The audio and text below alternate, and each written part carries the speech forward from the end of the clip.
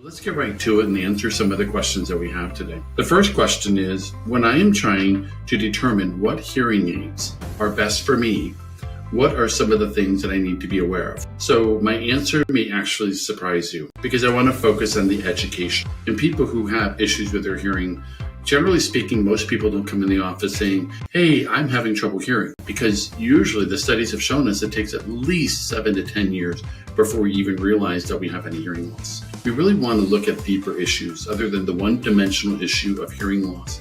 And so many times we get so focused on the issues of hearing that we forget about the implications that it has on the way that the brain is actually working. The biggest problem that I find that people have with their hearing loss is they'll actually talk about, I'm having difficulties understanding my wife, understanding my husband, and so forth, my kids.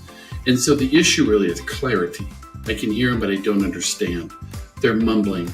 They're talking too fast. And those are the key critical issues that we find that we need to address as opposed to just discussing about hearing loss. So if somebody comes in, where our focus is to really focus on the processing of the auditory part of the brain. It's actually called the auditory cortex.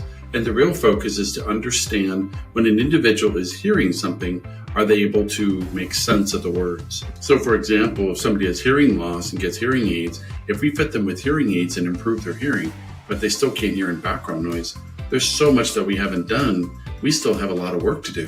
When they do the testing in background noise, then the technology needs to be higher because a hearing aid needs to do more for the person as opposed to just turning the volume up.